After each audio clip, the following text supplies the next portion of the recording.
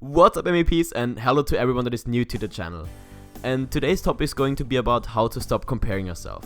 And I totally get it. There are models on every poster and you see successful people on TV, and of course, your best friend gets all the girls, right? And usually it doesn't bother you, but then there are these moments where you feel jealous about it if you're honest. We all have them.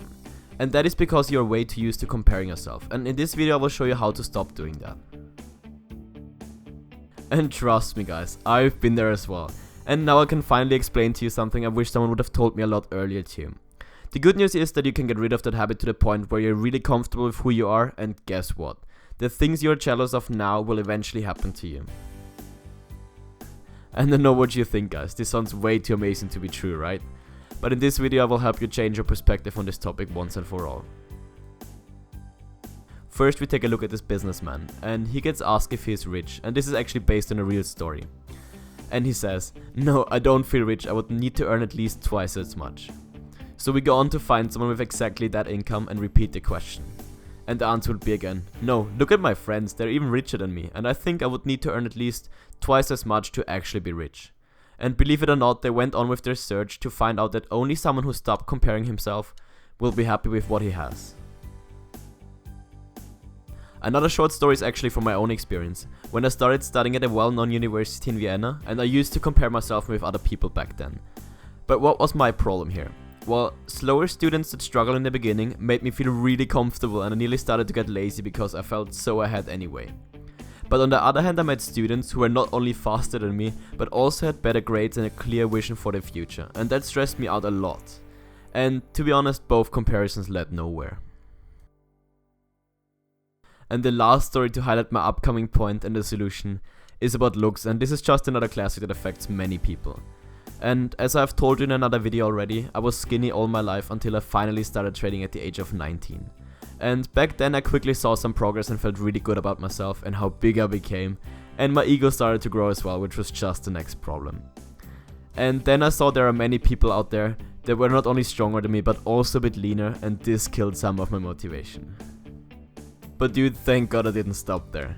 Because giving up on something because someone is better is like not wanting to grow up because there are already adults out there. And everyone starts small. Apart from one of my best friends, he was probably born in a gym. And from these stories you can clearly see that comparisons are not really helpful, and they will mostly have a negative effect on you.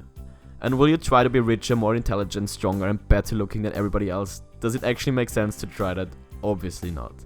And I will show you what to do instead with the example from the beginning of this video. Let's say you're 30 years old, working in a company, earning an average amount of money and going to the gym from time to time. And you also have a wife and 2 kids. A cliche, but why not? Because this is just an example to show you how you can go about stopping to compare yourself. Now let's imagine your neighbor has a more expensive house, your coworker is really fit, and your best friend of course gets all these beautiful girls on his weekends. And last but not least, you're not the tallest guy at around, let's say, 170 centimeters. You would immediately think, they're so lucky with their lives having absolutely everything, right? But is this true? Your neighbor might not be fit, your coworker might not have a wife who loves him like you do, your best friend does not earn as much money as your neighbor does, but we tend to focus on a single aspect of a person instead of seeing the bigger picture. And apart from that, Instagram, Facebook and other social media of course just show us what the other person wants us to see, and not what the life is actually like. And now that I've kept you waiting the whole video, I will show you the 3-step solution that solves this problem for me once and for all. And first you have to come up with a number of categories you usually compare yourself in. Let's say relationships, money, fitness and your knowledge in general, the classics. And then you prioritize each and write down your goal. Let's say being the best husband you can personally be, being able to provide for your kids, looking healthy and reading a book a week. And these are quite general, but you can be more specific with yours.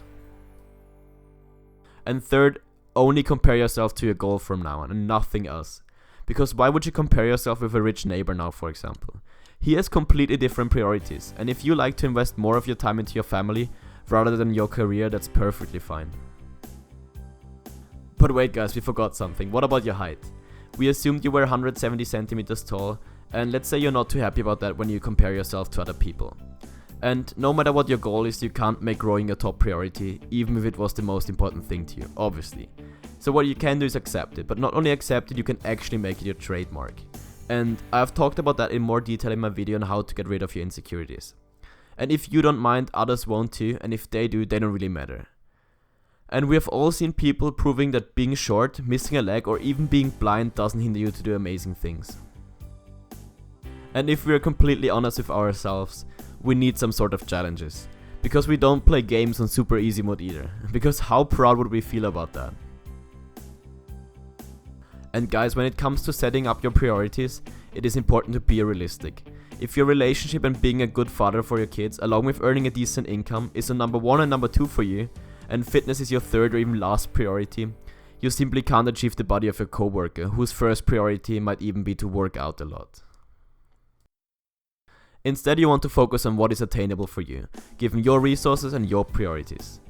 And if you feel like you are unhappy with your body at some point, you can of course shift the numbers a bit, but only if that is something you really care about, and not out of jealousy, because again, only compare yourself to your goals from now on.